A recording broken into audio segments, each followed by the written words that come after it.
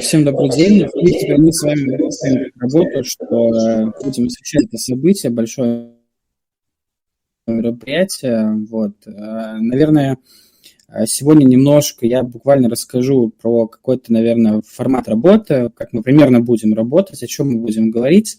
Возможно, вы это уже знаете, возможно, вы в курсе, как это все делается, но мы, наверное, просто напомним про какие-то важные аспекты. Вот, я сейчас включу демонстрацию экрана.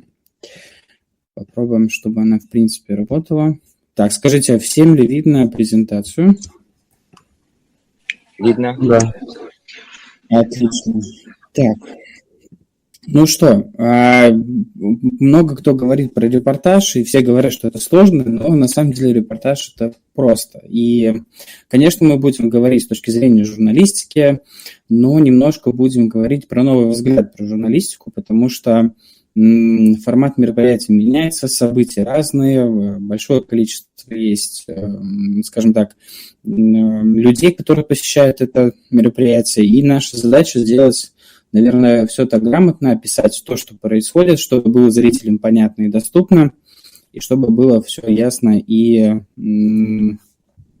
наверное, красиво выглядело, потому что наша задача не освещать плохое, а говорить про то, самое лучшее, про успехи, которые можно действительно показывать и немного не стесняться про это. Немного о себе, да, я вообще, в принципе, тот человек, который занимается этим уже более 7 лет. Вообще, в принципе, моя история начиналась с SMM-менеджера, да, какого-то контент-мейкера, а потом перешла все это, в принципе, в хобби и в действующую историю видеографа. Вот, сам я еще как бы педагог, работал в Центре развития одаренных детей в Калининградской области, такой как в Академии наук, который будет с одаренными детьми, начиная с 2018 года. Вот. Ну и еще как бы являюсь таким человеком, наставником, экспертом, который может преподавать образовательную программу по созданию короткометражных фильмов. Достаточно большой бэкграунд у меня, могу много чем поделиться. Моя задача была это как раз-таки в Центре развития одаренных детей, ну и еще, в принципе, в сторонних организациях освещать эти события и рассказывать про какие-то, наверное, интересные моменты, про какие-то детали, которые нужно было освещать. Ну и тут, наверное, немножко проговорим про важную часть, как будет строиться наша работа. Всегда нужно будет писать пресс-релизы. И, наверное, задача наша, как именно написать и из чего она состоит. Она состоит из 3 частей. Первая – это заголовок, вторая – вводная часть и основная часть. Важно, что мы в заголовке будем с вами писать яркие информативные какие-то, скажем так,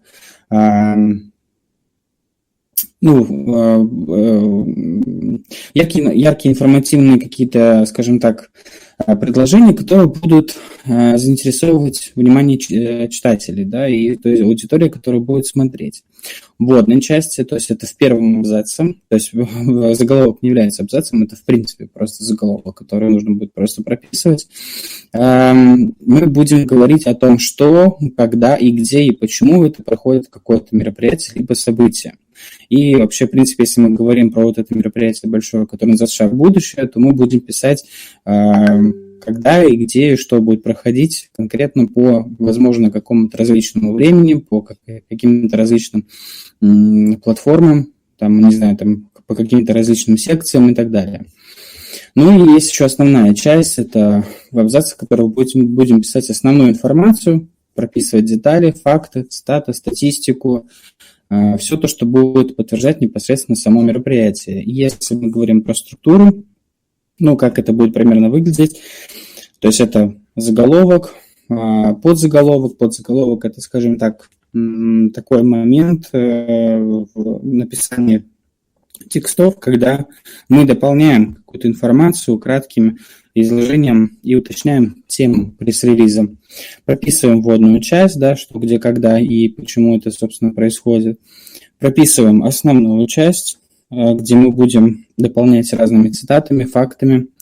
Будем также добавлять, возможно, контактную информацию. Это, допустим, нужно прописать каких-то спикеров, отметить где-нибудь, возможно, в социальных сетях, прописать какую-то не знаю, там, нужную информацию, связанную там с e-mail или куда там обращаться.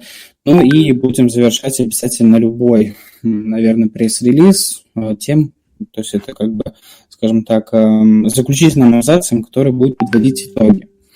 Это не значит, что мы будем подводить итоги всего, а именно вот конкретно вот этого какого-то маленького мини-события. Ну и важный момент, что в любой, в принципе, пресс-релиз, назовем его пост, чтобы было понятно просто, мы будем его обязательно форматировать, то есть мы будем смотреть на, во-первых, заголовки, подзаголовки, основную вводную часть, плюс еще будем разбивать его и, наверное, будем говорить про удобный, понятный и простой язык, потому что немножко, если говорить про отличие художественного формата, да, художественный формат подразумевает собой такие сложные обороты. Если мы говорим про журналистику, то это достаточно должно быть просто и должно быть понятно, чтобы, в принципе, зрителю можно было сесть, почитать удобно и услышать, как это, в принципе, звучит из его обычных уст. Ну вот небольшие примеры, да, какие они могут быть, в принципе, у нас, скажем так, эти информационные пресс-релизы, они могут быть чисто текстовые, они могут быть с фотографиями, могут быть, в принципе, связанные такие с небольшим, наверное, дизайнерским оформлением, но будут, которые отражать всю суть, наверное, всех важных событий, которые должны быть. Можно делать разные фотокарточки, да, их называть фотокарточки, в принципе, ну, понятная история, что это может быть как-то вынесено отдельно. Очень часто в фотокарточках говорят про какие-то цифры, статистику, про, возможно, какие-то мнения экспертов. Также это можно отразить и в самом тексте, но на самом деле, чем, наверное, мы делаем информационнее сам текст, то будет понятнее, как это будет примерно выглядеть. Ну и будет просто читать зрителю, он будет больше откликаться, будет больше давать всяких разных конючков, да, там, не знаю, там, лайки, подписки, комментарии, тем будет проще будет зрителю. Ну и еще обязательно такой есть момент, когда мы с вами делаем какие-то бэкстейджи, там, видео бэкстейджи, в принципе, с этого мероприятия, то мы обязательно тоже должны его сопровождать каким-то постом, да, каким-то текстовым содержанием, потому что его можно просто прописать, что смотрите, там, приятного просмотра, но желательно тоже как-то подвести какой-то итог, написать какой-то заголовок, потому что мы должны понимать, о чем это мероприятие, чтобы у людей хотя бы какие-то вызывались ассоциации. Это вот немножко про, наверное, про информационный контент. Но на самом деле такая часть, которая очень меняющаяся, достаточно, наверное, гибкая. И в каком формате все будем работать, делать, мы будем с вами в чате все обязательно обсуждать, скидывать, прописывать, утверждать, редактировать. И только потом будем выпускать все в новостную, в принципе, ленту, в новостной канал. Ну и говорим, наверное, про очень важную основную часть любого формата. Это основа съемки, это именно репортажная съемка. Да, это мы говорим проговорим про такие понятия, как работа со светом, с композицией кадра и как раз-таки как работать с людьми, чтобы фотографии, мы говорим сейчас больше даже про фотографии, наверное, выглядели очень хорошо и достойно. Это момент такой, который, наверное, очень важен, потому что без фотографии отчетного мероприятия никакого не случится. И если будет хорошая фотография, то это будет даже больше вызывать, в принципе, каких-то эмоций у зрителей, которые будут смотреть этот контент. Ну, немножко сейчас давайте, наверное, про какие-то разные форматы. Сейчас мы проговорим первый про свет.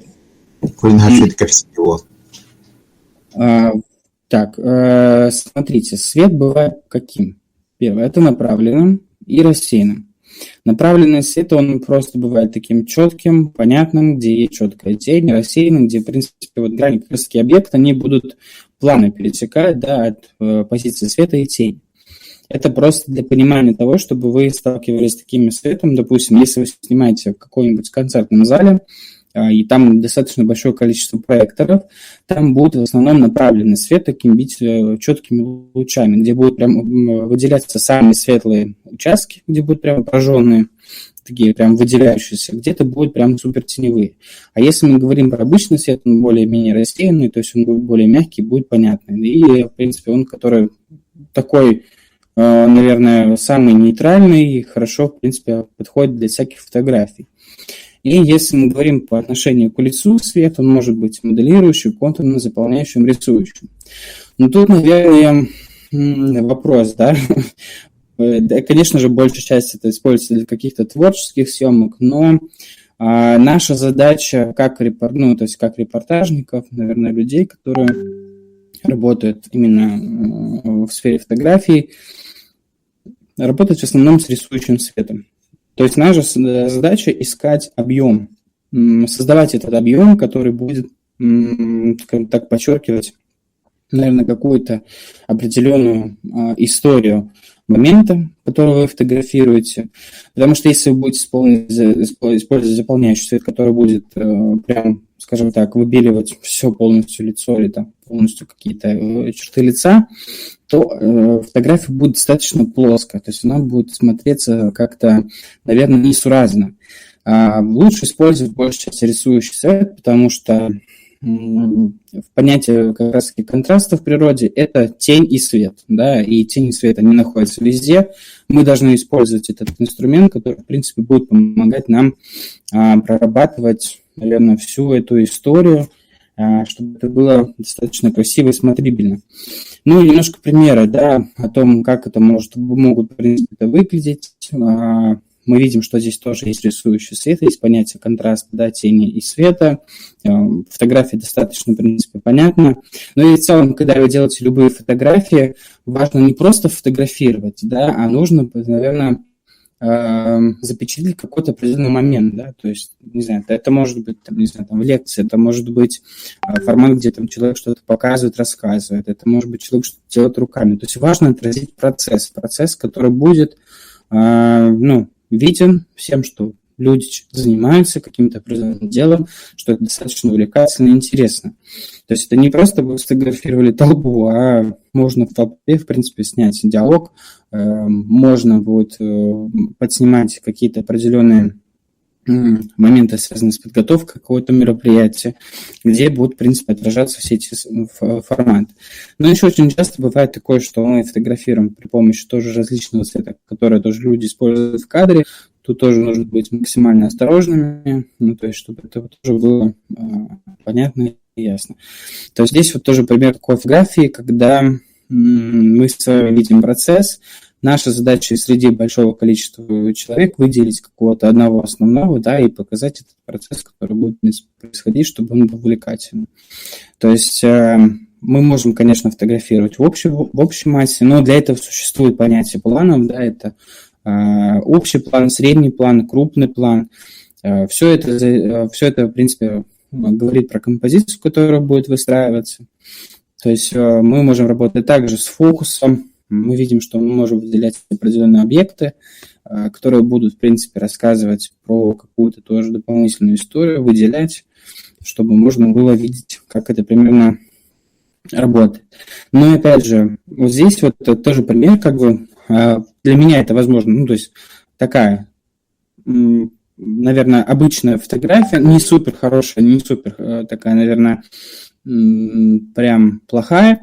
Но понятно, что здесь понятие света, тени, она существует, да, то есть, в принципе, картинка объемная, интересная, но, опять же, здесь есть очень много всяких разных деталей, которые, в принципе, немного отвлекают внимание. Во-первых, можно было немножко, чуть-чуть, допустим, подрезать, да, то есть убрать, грубо говоря, какую-то часть, либо просто, там, не знаю, чуть-чуть просто выше поднять. Ну и как бы немножко, наверное, больше отцентровать эту фотографию, чтобы было лучше понятно. Тоже вот пример, если у вас большое количество участников, вам нужно будет выделить одного и создать какой-то баланс определенный, да, чтобы прям видеть этого человека в определенном каком-то центре событий. Мы с вами выделяем одного человека, да, и пытаемся заполнить другими пространствами, но при этом фокус все только чисто на него, чтобы было понятно и ясно, как это примерно будем выглядеть. Вот пример делается общей фотографии, а желательно делать именно с каким-то прослойкой воздушного пространства, чтобы мы понимали, где находятся наши, в принципе, ребята. То есть показать скажем так, атмосферу, либо показать место, где это происходит. Почему это важно? Очень часто делают, то есть они обрезают примерно по ногам и делают общую фотографию, но это уже не общий фон, да, желательно, если мы, в принципе, делаем фотографии, запечатлем хотим всех, то говорим про эту как раз-таки историю. Ну и вот такой вам пример, это не очень хорошего формата, вот как раз-таки мы говорили про свет, вот выжженный свет, как он выглядит, то есть он максимально берет, все вот эти вот участки кожи, которые есть, они прям будут сильно, прям, скажем так, наверное, вы прям вот выжигать, прям есть такое понятие выжигания, прям вот именно, скажем так, тона кожи человека, да, потому что здесь она будет как бы выглядеть вроде художественно, но с другой стороны как бы все зависит от того устройства, которое будет смотреть зритель, да, например. Любой там смартфон, любой компьютер, у него есть разная там яркость, да, экрана. И, допустим, здесь там, может быть, у вас оно смотрится достаточно смотрибельно, то где-то в другом, допустим, там на другом экране оно будет смотреться супер ярко, супер, не знаю, там прям с белым цветом, и оно будет прям, ну, не очень естественно, не очень красиво. Просто в таких вот моментах стараемся избавлять. О том, как это, в принципе, поработать с этим светом, можно просто поработать с экспозицией, меньше сделать ISO, да, и, в принципе, там, либо уменьшить резкость для того, чтобы было чуть-чуть менее интенсивнее. Вот. Про, наверное, кадры мы какие-то основные сказали. Сейчас проговорим как раз-таки про композицию в кадре, потому что вот все фотографии, которые были приведены примером, они всегда должны строиться на какой-то творческий лад. Да, и существует много есть примеров. Я просто скажу про, наверное, 4, которые в основном используются, которые я даже лично использую в любой работе. Первое – это понятие симметрии, то есть вы ищете допустим, то пространство, то окружение, которое будет, наверное, направлять, помогать на какие-то определенные объекты. То есть мы вот в этой картинке видим, что у нас кадр разделен на какие-то, скажем так, части, да, и у нас есть, грубо говоря, какая-то центральная часть, которая к этому ведет. И понятие есть фрейминга, то есть очень часто у нас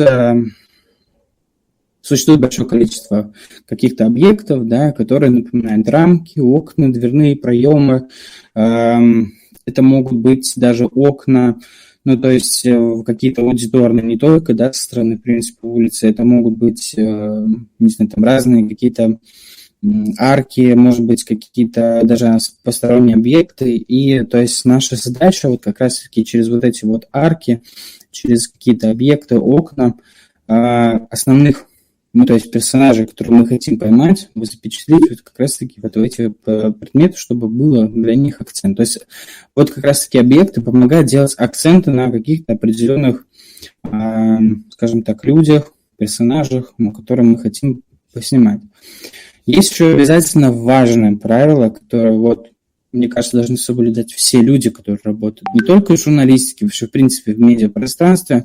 Это понятие правила третей. Ну, как бы, это такой, скажем, экран, который делается условно на 3 части, да, по горизонтали и вертикали. И все, наверное, знают, что в фотоаппарате, даже на телефоне теперь есть такое понятие сетки. Оно неспроста, потому что по факту, когда мы работаем с этим правилом третей, мы можем просто расположить объект, где, например, просто посередине, но мы можем, в принципе, постараться это сделать с точки зрения, наверное, подхода к его расположению. То есть его можно, в принципе, будет менять в разных областях. И вот здесь точки пересечения, вот они, в принципе, 4 точки, можно будет располагать на разные определенные объекты. Но, опять же, это нужно делать с умом, нужно понимать, как выглядит примерно картинка, как она выглядит и как она примерно, наверное, будет решать какую-то определенную там либо эмоцию, либо какой-то определенный характер. Нужно просто думать. И еще один важный, конечно, момент – это фокус. Вот как я тоже показывал примеры. Фокус тоже очень может много чего решать. Может выделять какие-то конкретные объекты, да, где-то будет, может быть, ненужный фон размывать, как бы делать какие-то упоры, ну, на, скажем так, важные, нужные детали. В основном это средний, крупный средний план или, допустим, там прям крупный детальный план, который используется с фокусом. Просто общий, средний и, допустим, общий вы не сделаете с фокусом. Но вот если мы делаем крупные кадры, то больше с фокусом, конечно же, оно будет работать. Тут небольшое к вам задание.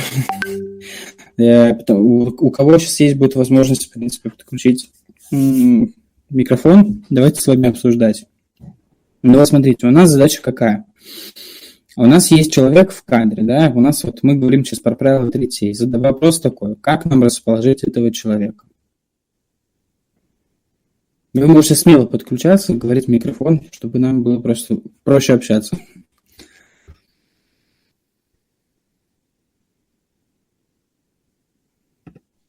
Его можно поместить на 2 точки. Вот. Либо слева, наверное. Можно слева на 2 точки. Ну вот смотри, давай, да, вот мы правильно. Давайте вот даже так проще. Какой вариант будет здесь правильно? Первый либо второй? Вот давайте смотреть. Первый? Да, почему первый, как думаешь? Ну, потому что ты смотришь горизонтально, например, да, и ты сначала, ты как читаешь, то есть Байкал, Железный, например, ты читаешь слева направо, то есть ты тоже видишь слева направо. Ну, то есть более эстетично выглядит. Да, это, во-первых, эстетично, а во-вторых, если мы поспорим по взгляду, у нас взгляд направлен правильно в правую сторону. То есть для того, чтобы, в принципе, понять человеку по какому-то определенному взгляду, наша задача дать ему какое-то пространство, потому что если мы будем его фотографировать, допустим, из первой позиции, нам будет понятно, куда направлен взгляд и что существует какой-то процесс, да, какой-то интересный. А если мы его сфотографируем на втором, да, каком-то, скажем так, как во втором варианте, то будет непонятная фотография, то есть она, в принципе, наверное, стилистически будет оформлена неправильно, и у любого зрителя будут вызывать какие-то вопросы, подозрения, а что, собственно, происходит, да, почему именно такой формат, ну, то есть он достаточно странный. И, в принципе, если даже на втором варианте говорить, здесь то же самое, то есть мы выбираем второй формат, да, который, допустим, все основывается на взгляде. То есть наша задача не просто фотографировать, а как раз-таки понимать, куда смотрит зритель, с кем общается, да, куда направлен его взгляд. Если мы фотографируем его не прямо, да, какого-то там, не знаю, там, либо с анфаса, либо с полубока и так далее. То есть, мы, конечно, мы можем расположить еще прямо, но если мы говорим про какое-то, наверное, хорошее, наверное, эстетическое какое-то оформление, то мы будем стараться заполнять пространство через правила третей. И, наверное, самое тоже сложное, вот, в принципе, в формате, как мы можем расположить какого-то одного выделяющегося, да, персонажа вот среди, наверное, всей большой толпы. Тоже всегда задается вопросами. Ну вот давайте тоже порассуждаем, как мы это можем сделать.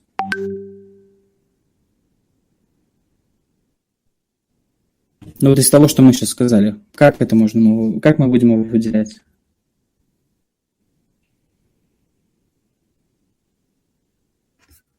Ну, можно посередине поставить. Да, можно посередине поставить, согласен. Да, чтобы, в принципе, выделялся персонаж. Как еще? Фокус на него направить. Да, фокус. То есть понятно, что, в принципе, мы будем, если работать со средним крупным планом, то это тоже можно делать.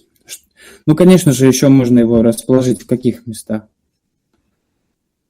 Влево и вправо, да, то есть, в принципе, все зависит от того, какой будет у него взгляд. А вот тут, наверное, самое тоже интересное, что вот если мы говорим про фокус, то мы должны сразу помнить, да, что если мы сделаем общий план, фокус будет на ком? На всех же, правильно, да, людях, которые находятся. И нам будет сложно, в принципе, выделить. А для того, чтобы выделить через фокус, нам нужно будет сделать либо средний план, либо крупный план, да, чтобы выделить человека, либо он будет посередине, либо будет там направо, либо будет налево, да, смотря зависит от его взгляда. То есть, в принципе, вот это вот правило третей, оно является, наверное, основополагающим таким правилом, которое будет помогать вам при любой съемке. И, наверное, задача с точки зрения фотографий, это не просто, наверное, ходить все фотографировать. И давайте вот, наверное, сразу такой вопрос. Как вы думаете, сколько примерно должно быть фотографий вот, допустим, за день сделано с какого-то мероприятия? Вот количество. Вот, хороших фотографий, скажем так. Вы имеете в виду, то есть все фотографии или же Да, хороших именно? вообще, вот, допустим, ну, нет, мы говорим давай сейчас только про хороших, допустим, за весь день. Вот, допустим, вот у нас прошло мероприятие день, да, и сколько примерно должно быть хороших фотографий для того, чтобы вот было как-то ощутимо и понятно, что вот было такое большое мероприятие. 50? Ну, наверное, очень много, ну, где-то, наверное, 400, если большое мероприятие. Угу. Но если мы 500 говорим, даже. если говорим про большое, то, наверное, самая средняя цифра, допустим, конечно, можно сделать 400-500, но один вопрос, да, досмотрят ли зрители? В этом тоже есть как бы такой момент. Самое, наверное, просматриваемое количество фотографий, которое было, ну, то есть среднее, которое существует, это 150-200 фотографий. Ну, то есть это те люди, которые хотя бы реально их смотрят, они попробуют полазить, потому что если будет больше уже там 300, ну, они прям не будут смотреть, они уже устанут, в принципе, лазить в этой всей ленте, они, в принципе, ну, не будут досматривать. Ну, то есть задача не просто только освещать, да, но и как бы вовлекать, скажем так, в этот процесс зрителей, чтобы они тоже видели фотографии, чтобы им было интересно, чтобы они хотя бы имели какое-то представление об этом мероприятии. То есть задача, наверное, освещения с точки зрения пиара – это делать все достаточно понятно, просто, качественно, информативно, и чтобы, в принципе, любой зритель мог себе, наверное, понимать специфику любого мероприятия, чтобы ему было понятно, о чем говорится. Да, это мы пишем поэтому, допустим, там какие-то статьи, посты, пресс-релизы, инфоповоды, плюс мы обязательно делаем фотографии, но еще, конечно же, дополнительный момент, мы делаем небольшие видео, наверное, контента, да.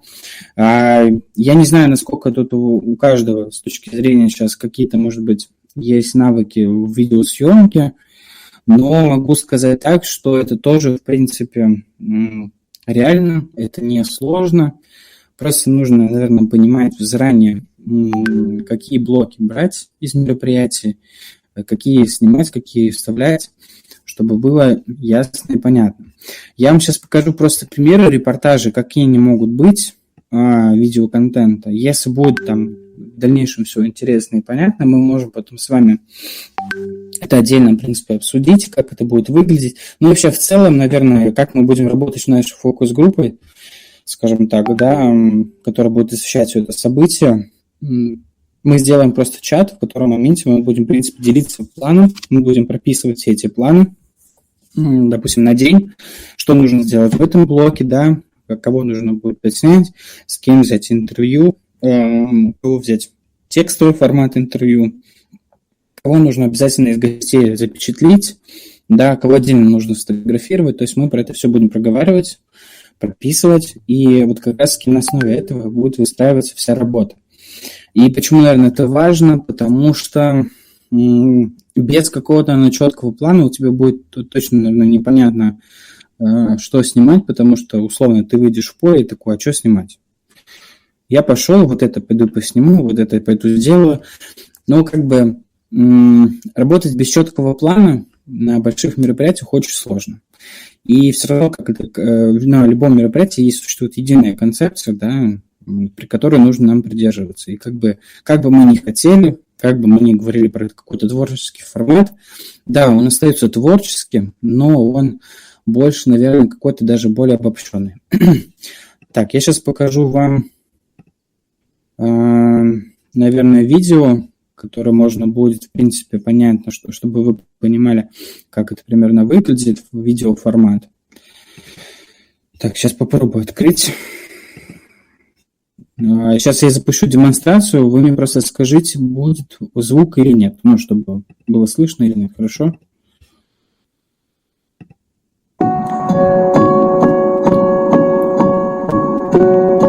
Так, у вас все слышно. Тоже звук есть, да? Все отлично. Звук есть. Супер. Ну, тогда смотрите, сейчас смотрим, потом будем обсуждать.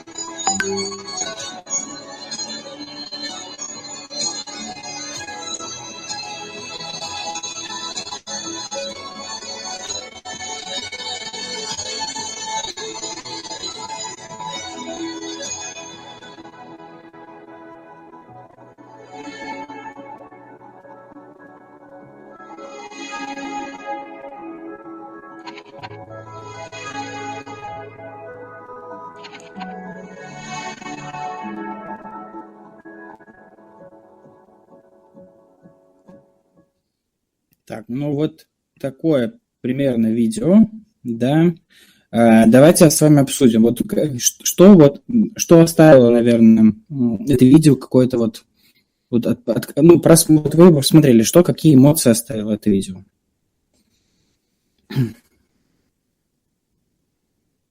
Ну, можно прям делиться, прям не переживать. Это просто такой формат, скажем так. Просто что приходит первое на ум, да? Допустим, вы посмотрели это видео, что это оставляет? Какие впечатления?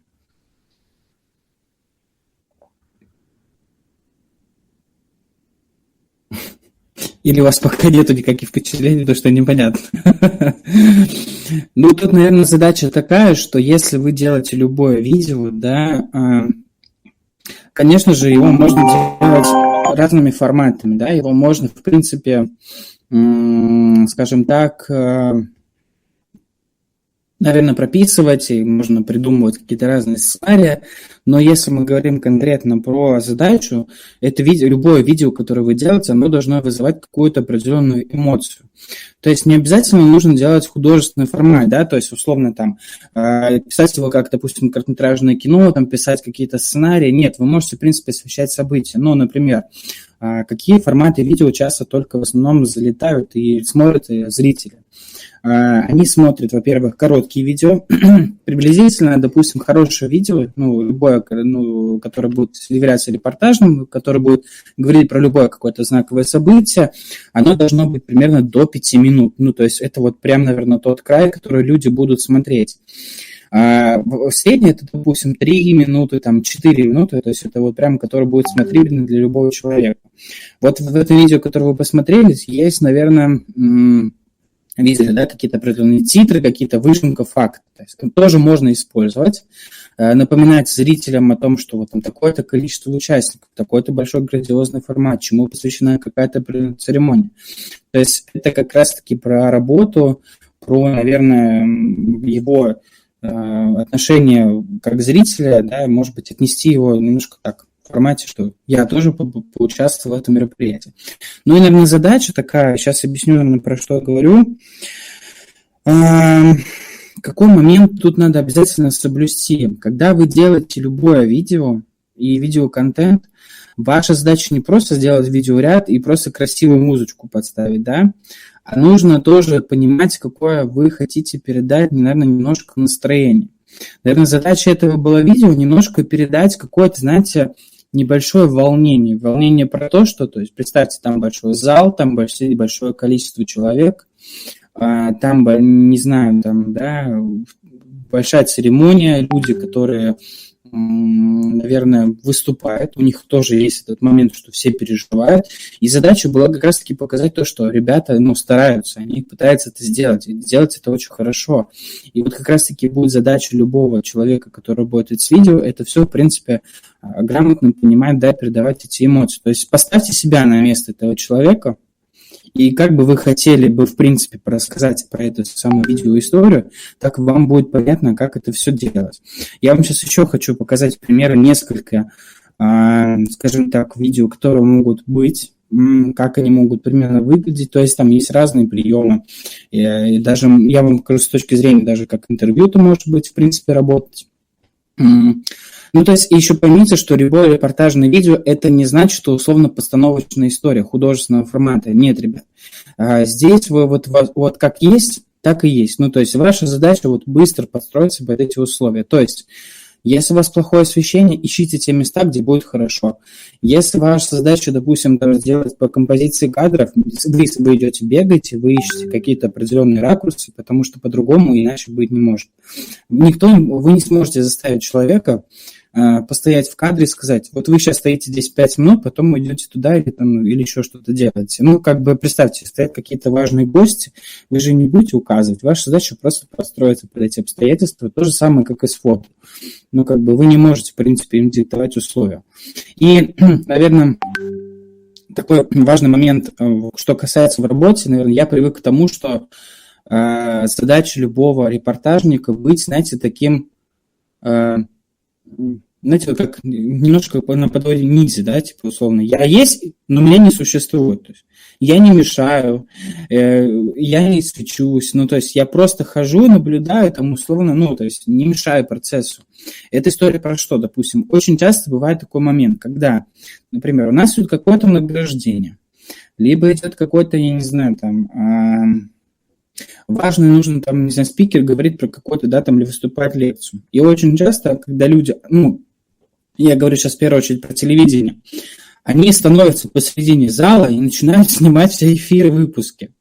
А я просто говорю про что, наверное. Задача, наверное, любого репортажника сейчас, в настоящее время, про новый взгляд, про который я говорю, быть реально незаметным. То есть вы можете стоять, допустим, возле сцены по бокам, либо где-нибудь незаметно затеряться в толпе. Но не надо выходить посередине условно зала, да, и фотографировать, либо снимать этого человека. Это, во-первых, выглядит некрасиво.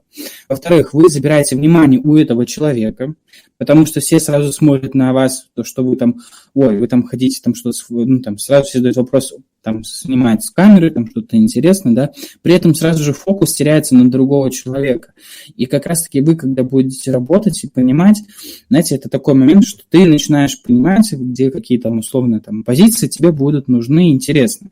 И тут, наверное, такой запрос к вам, когда вы будете, в принципе, это все освещать, старайтесь как раз-таки запоминать те места, которые вам будут понятны и, ну, то есть выгодны, скажем так, для каких-то там фотоисторий, либо видеоисторий.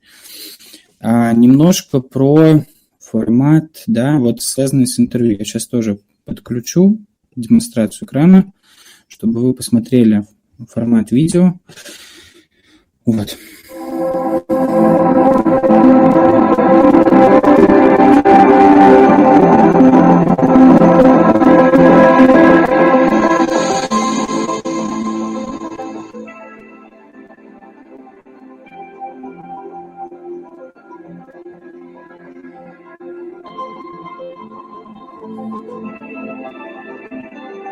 Я Суханкин Дмитрий.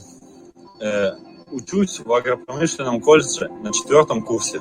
Я Борщик Кирилл Валерьевич, учусь в Гусевском агропромышленном колледже. Я выбрал эту профессию, потому что мой папа работает в сельскохозяйственном предприятии. Но эта профессия открывает больше возможностей. Также я могу отучиться на среднее образование здесь и пойти потом отучиться на высшее образование в Полеске. Либо заочно, либо очно. Чтобы потом стать инженером-механиком.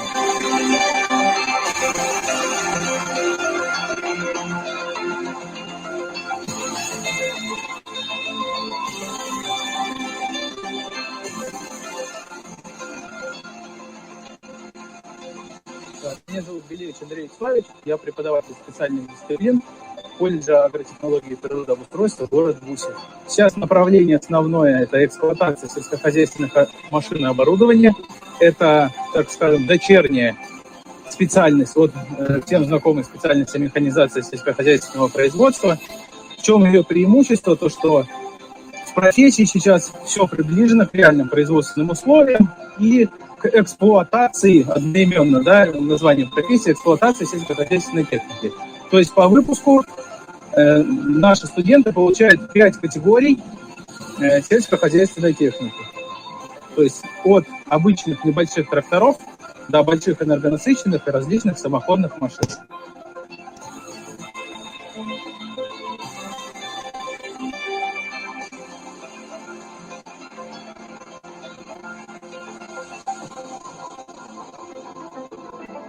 Эта профессия важна для Калининградской области тем, что все предприятия благодаря нашей профессии выращивают корма. А если не будет механиков, то и не будет техники. В настоящий момент специальность очень востребована. В данный момент нет свободных мест, начиная с 1 по 4 курс, хотя у нас идет 4 года обучения, программа достаточно сложная и требовательная. Но это говорит о том, что на рынке труда эти специалисты востребованы.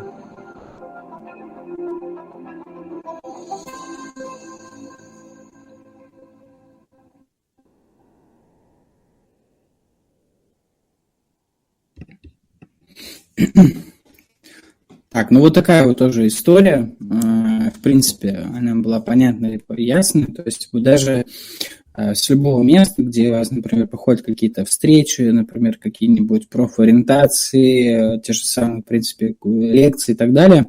Можно также снимать интервью с какими-то определенными участниками процесса, да. Но вам нужно будет тогда заранее, наверное, продумать какие-то вопросы про как раз-таки человека, о чем он может рассказать. Ну, ваша задача не только прям рассказать ему вопросы, то есть на те, которые он сможет ответить, потому что нельзя человека ставить в неудобное очень положение, это немножко некрасиво, потому что мы не являемся экспертами во всем, но, допустим, в каких-то областях, да, допустим, если человеку очень интересно, он может быть экспертом, можно будет задать ему конкретно этот вопрос. Вот. Ну и плюс, наверное, тут тоже вот такой формат, который я вам сейчас показал, если мы говорим про формат интервью, то есть это не просто можно поставить человека на камеру, да, там, где может быть 3 минуты просто говорить, но это можно еще, в принципе, наверное, добавлять какие-то определенными кадрами, да, с какого-то мероприятия, либо с того события, где он там вел какую-то лекцию. То есть тем самым мы, в принципе, распространяем такую, скажем так, общую историю, как и где, в принципе, выглядел человек, и как он примерно, что он себя представляет, скажем так. Ну, допустим, если говорить про репортажную съемку, средний, наверное, кадр, который смотрят люди, это примерно 5 секунд. То есть, я сейчас говорю не про формат интервью, а просто, допустим, про кадры, которые мы снимаем. 5 секунд – это самый средний формат. То есть, допустим, когда мы снимаем, мы примерно, допустим, я как даже там лично снимаю, я всегда примерно беру по 20-30 секунд кадр для того, чтобы потом вырезать какую-то 5 секунд, допустим, склейку, чтобы потом можно было интересно смотреть. Просто если у вас будут достаточно сильно затяжные кадры, то они будут потом, скажем так, не очень смотрибельные, и люди могут потом, в принципе, не досмотреть ваше видео для того, чтобы просто как оно есть, да, просто посмотреть. И, допустим, очень часто бывает такой момент, что если вы, наверное, тоже смотрели разные видео, там много чего видели, есть, допустим, понятие, да, когда статичная съемка, то есть ничего не происходит, то, допустим, там человек идет снимать. Старайтесь снимать что-то в движении, то есть, да, там, с каким-нибудь, не знаю, там, полуоборотом, с какими-то определенными наплывами. Если у вас происходит какое-то действие, вы можете снимать статично, но при этом действие будет работать на уже саму картинку. То есть здесь мы говорим не про художественный формат, а конкретно мы говорим про динамику. Динамика тоже должна быть в любом видео. И динамика тоже очень важна, нужна, потому что по-другому, никак не получится заинтересовать зрителя. Конечно же, мы можем просто сделать любое видео, потому что это нужно, но как будто бы тут нужно задаваться вопросами, а что я могу сделать еще лучше, чтобы это было намного интереснее и понятнее, потому что я могу сказать сразу, что существует большое количество понятий, да, существует большое количество, наверное, разных способов, есть много обучений, есть понятие журналистики, есть понятие просто репортажей, есть художественного формата. Нет какой-то золотой середины, нет какого-то золотого формата, который бы говорил, как нужно и как правильно снимать любое видео. Здесь история про то, что, конечно же, есть определенные правила, которые, наверное, нужно помнить, соблюдать, но о том, как вы это сделаете, любое видео, как вы просто его продемонстрируете, это все зависит только от вас, да, от вашего, наверное, восприятия и от вашего, наверное, понимания этого, наверное, события, которое будет происходить. И опять же говорю, что любой текст, любая фотография, любое видео должны вызывать какие-то определенные эмоции. Эмоции для того, чтобы зрители могли смотреть, запоминать и еще раз потом возвращаться, еще раз смотреть. И, допустим, любое видео, которое вы можете, в принципе, сделать, там, для того, чтобы оно было смотрибельным, оно должно быть вовлекающим. В принципе, наверное, сейчас мне сложно говорить, как это сделать для этого мероприятия шаг в будущее, потому что это нужно приходить на месте, понимая, да, что там за обстановка, но, допустим, исходя из моего личного примера, все, которые видео вы делаете, вы снимаете, вы стараетесь запечатлеть разные моменты, да, при помощи каких-то разных композиций в кадре, о которых мы с вами проговорили. Это правило 3, большей части, в принципе, которые мы будем использовать. Плюс еще через фокус и так далее. То есть, в принципе, наверное, задача наша будет такая, что осветить это мероприятие, чтобы оно было понятным, простым, вовлекающим, интересным, ну и, наверное, понимающим. Про основной блок, вот то, что я сегодня хотел вам рассказать и показать, я вот рассказал. Потом мы в дальнейшем, наверное, там через наших организаторов попробуем сделаем чат, скажем так, рабочей группы, да, чат, где мы будем с вами обсуждать, прописывать заранее уже какой-то план, да, и, в принципе, общаться, понимать, как это примерно будет все выглядеть и как это будет работать. Сразу говорю, что будет немножко нелегко мероприятие на 1500 человек и больше. Это намного больше, наверное, каких-то там усилий, но как мы тоже поступим, то есть где будут располагаться все разные вот эти вот, скажем так, пресс-релизы, которые мы будем делать, они будут, в принципе, идти с авторством. То есть мы будем в конце указывать определенно автора, который, допустим, там либо написал текст, там сделал фотографии, там, не знаю, там сделал видеоконтент и так далее. То есть это говорит о том, что мы будем, в принципе, это все прописывать. И, то есть это такой, скажем так, ваш, наверное, банк творческих, наверное, работ, которые вы будете делать. Почему это важно, нужно? Нынешняя, наверное, реальная медиасфера, если мы говорим в целом, да, допустим, там SMM, контент-мейкеры, да, видеографы и так далее, важно собирать портфолио, то есть важно собирать те навыки, которые вы будете реализовывать, показывать, потому что кроме вас это никто не сделает, и о том, как вы это будете делать, уже, в принципе, наверное, будет зависит, ну, правда, от вашего, наверное, хотения, умения. Уметь не обязательно, все, в принципе, потом учится. Самое главное не бояться, просто делать и просто пробовать.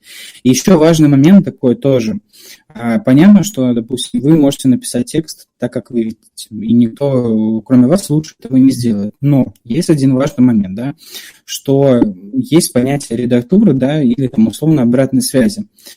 Реагируйте на обратную связь и редактуру, ну, то есть не потому, что вы хотят ваш текст испортить, либо условно хотят испортить там ваше видео и так далее.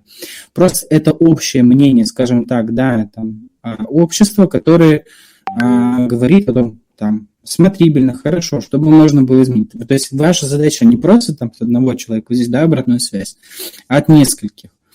И, наверное, потом как-то через эту обратную связь потом найти какую-то там середину и сказать, супер, там, допустим, там, этим, допустим, там, большей части не понравилось, там, допустим, там, второй абзац. Надо немножко его переделать, ну, потому что, наверное, непонятно. И это нормально, потому что мы говорим сейчас не про какие-то авторские вещи, да, а мы говорим про какие-то, наверное, общие понятия. Если вы делаете свой авторский курс там, или какие-то авторские свои вещи, то, конечно же, в принципе, вот вы как считаете нужно, так и делайте. Но если вы делаете, условно, какие-то вещи для, как журналистика, для общественности, конечно же, тут редактура тоже очень важна и нужна. Так, ну, в принципе, наверное, я все. Если у кого-то есть вопросы, я готов сейчас обсудить, не знаю, там, проговорить какие-то вещи, потому что тоже очень, пока есть возможность, мы можем это все сделать. Понятно, что мы будем дальше в чате это все делать, в принципе, общаться. Хочу тоже всех поздравить с наступающим Новым годом, чтобы все ваши, наверное, желания и все ваши, наверное, запланированные, скажем так, идеи, мечты всегда воплощались, потому что если человек мечтает, то он живет, и он, в принципе, расцветает, находит себе такую какую-то жизненную энергию, потому что мечты помогают во всем этом.